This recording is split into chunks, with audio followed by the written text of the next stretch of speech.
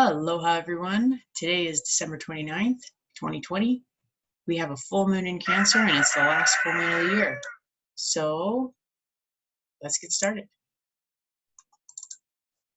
Here we have the human design chart with tonight's transit.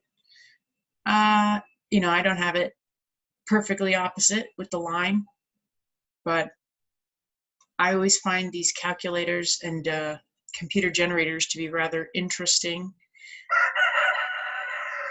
When I compared this chart to some generators online for your more traditional Western astrology charts, I was getting the perfection by degrees at 730. And interestingly enough, this computer does not, or this generator, this program does not reflect that within the lines of the hexagram. But that's okay, because the effect is still going to be the same. And I think one of the most interesting things about this chart, this full moon that we have, is of course going to be this circuit. Now, if I take this back,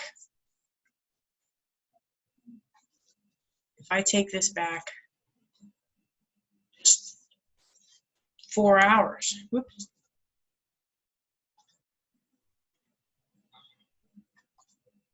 just 4 hours before the perfection of the full moon, we see a reflector-like transit. So what's happening here is we already have Saturn in the 60th gate. Saturn's been in the 60th gate of limits, of boundaries, of the 60th gate really represents Saturn so well. And it's so fascinating how the 60th gate happens to be the one that crosses between Capricorn and Aquarius. And Saturn is the traditional ruler of both of those signs. So we have Saturn, the planet of being known for boundaries, restrictions, limitation, discipline.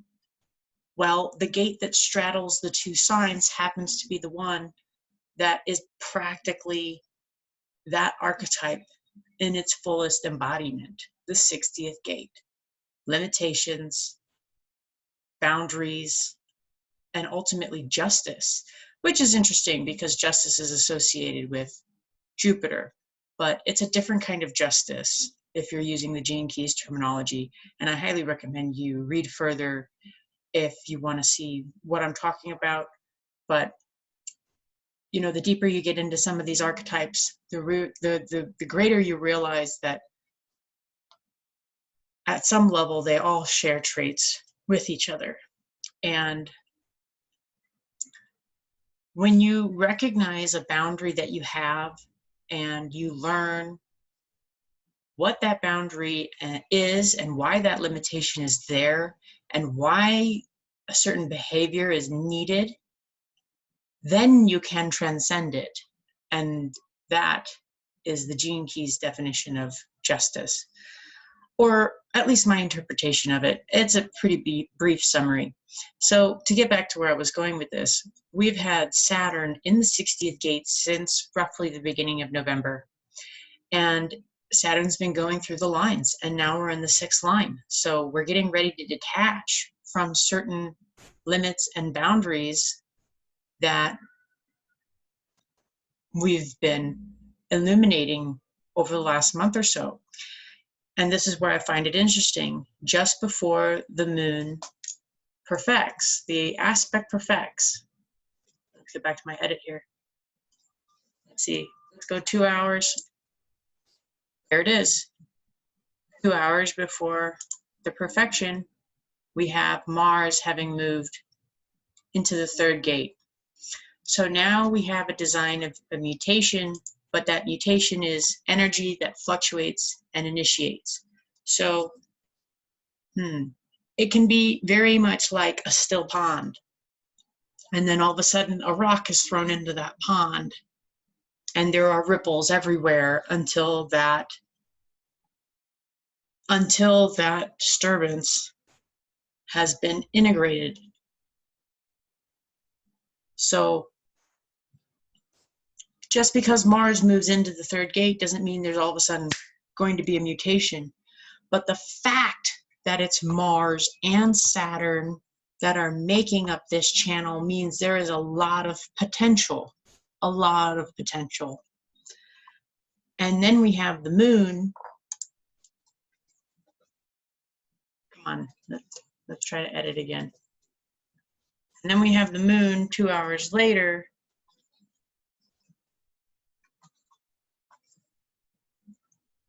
moving into its fullness. And so what this is allowing us to do is to really light things up. So we have the moon in Cancer. We have Saturn actually in the first degrees of Aquarius.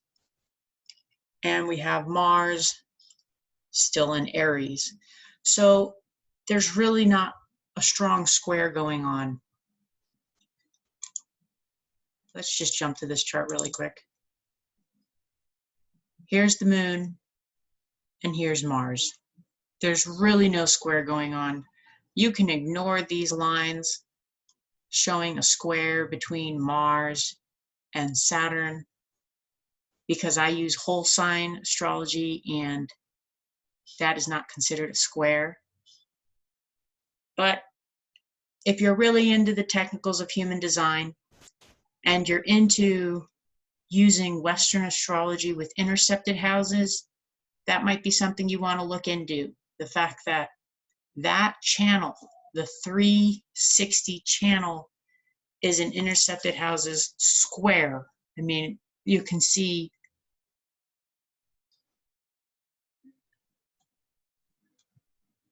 where are you? Where are you, Saturn? You can see Saturn's at 1 degree Aquarius and Mars is at 26 Aries. So I think it's like about 5 degrees, roughly 5 degrees per hexagram. I think it's a little bit less than 1 degree per line. So you could say that when in the beginning part of the 60th gate, it is making a perfected square, maybe, or close to the third gate in there in Mars, but not through the entire hexagram. So we're going to move on from that because that wasn't going to work in whole signs.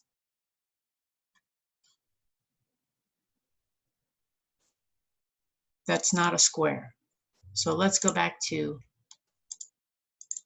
the human design chart. So what I want to ask with this full moon is, what can you do to create inner joy? What can you do that brings you a vitality that you hunger for in a more sustainable way? What would you do?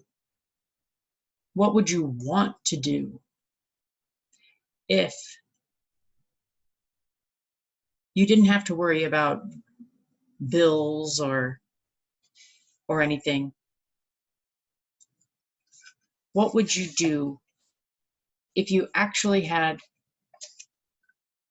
some free time to do whatever you want, given what's freely available and in front of you? So those questions are heavily grounded in my recent studies of the Capricorn Cancer polarities. So considering that we have a moon in Cancer, this is where the creativity aspects and the joy aspects of my questions are coming from. Cancer is the mother, is the womb. What do you want to create? And now is the opportunity for us to really recognize and see what is it that we want to create. It may not be ripe because the full moon does not indicate ripeness in terms of sweetness. It does mean that things are fully embodied and present. But ripeness has a little bit more maturing to do. And so now is the time when you can really see, and in the next couple days, achieve ripeness. And these are coming from a practical standpoint.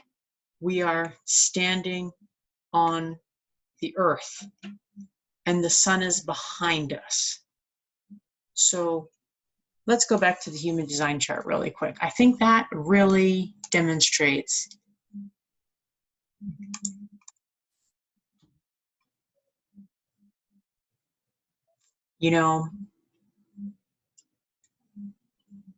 this isn't going to show it the way that I want. Let's see if we can we do like a just now?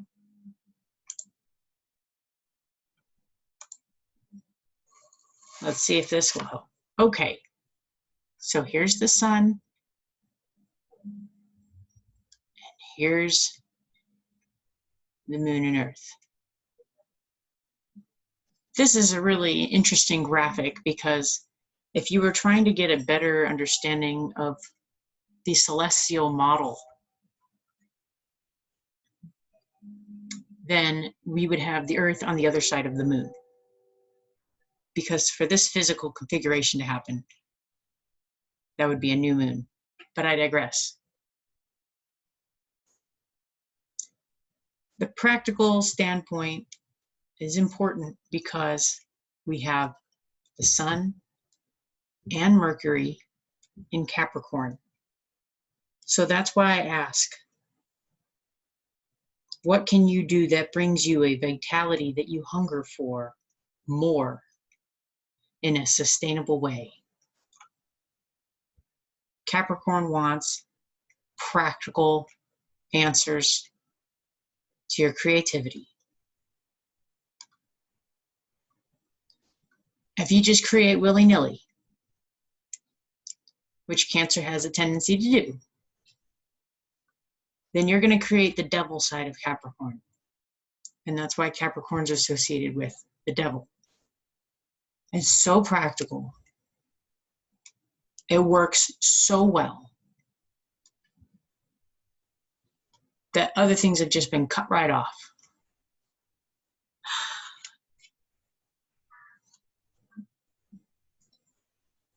There needs to be a balance. And that's why full moons are so intense, because balance is being demanded.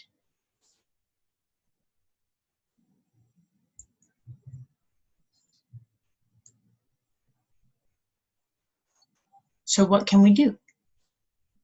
What can we do to really break out of our limits? This is our opportunity.